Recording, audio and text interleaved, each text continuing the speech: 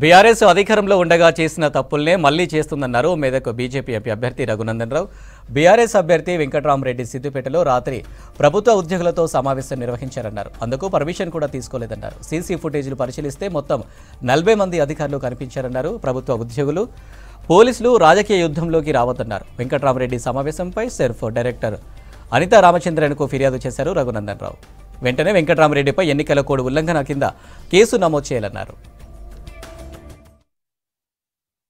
Siddipet 3 town police station కి 1/2 kilometre దూరంలో ఉంటుంది రెడ్డి ఫంక్షన్ హాల్.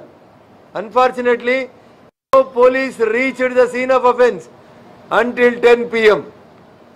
9:39 జిల్లా మ్యాజిస్ట్రేట్, జిల్లా కలెక్టర్ సిద్దిపేట గారికి ప్రభుత్వ టెలిఫోన్ నెంబర్కి నేను కాల్ చేసి సేమ్ మ్యాటర్ని ఫిర్యాదు చేశాను.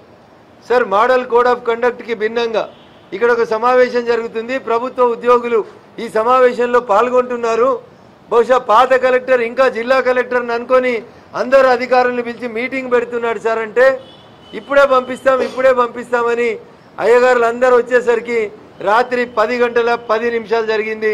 ఫంక్షన్ హాల్కి ఎఫ్ఎస్టీ టీం వచ్చేసరికి, ఫ్లయింగ్ స్క్వాడ్ వచ్చేసరికి ఎవరు చెప్పిరని నాకు తెలియదు.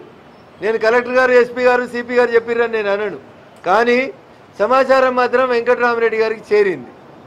వెంటనే ఫంక్షన్ హాల్లో ఉన్నటువంటి అన్ని లైట్లని, జనరేటర్లని బంద్ చేసి కరెక్ట్ 10 గంటలకి 5 నిమిషాల ముందు స్క్వాడ్ గేటు దగ్గరకు రావడానికి 5 నిమిషాల ముందు మరి ఎవరు ఫెసిలిటేట్ చేసిరో ఇలా ఇన్వెస్టిగేషన్ జరగాలని కోరుకుంటున్నాం. ఏఆర్ఓ గారు జిల్లా కలెక్టర్ గారికి ఒక రిపోర్ట్ ఇచ్చినారు.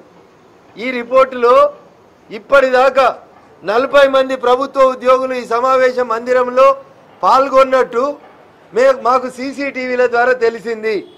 ఈ 40 మంది ప్రభుత్వ ఉద్యోగులు ఎవరంటే, సెర్ఫ్లో పనిచేసేటువంటి, ఐకేపీలకు పనిచేసేటువంటి ఏపీఎంలు, సీసీలు, టీఏలు, ఇట్లాంటి వాళ్ళందరి చేత హరీష్ రావు అనేటువంటి సిద్దిపేట ఎమ్మెల్యే చేసే పోలీసుల భాషలో చెప్పాలంటే ఎంఓ అంటారు. ఇప్పుడు మెదక్ ఎంపీ గెలవడానికి ఏపీఎంలని, సీఏలని, సీసీలని, ప్రభుత్వ టీచర్లను వాడుకొని వాళ్ళ ద్వారా డబ్బులు పంచాలని చూస్తున్నాడు.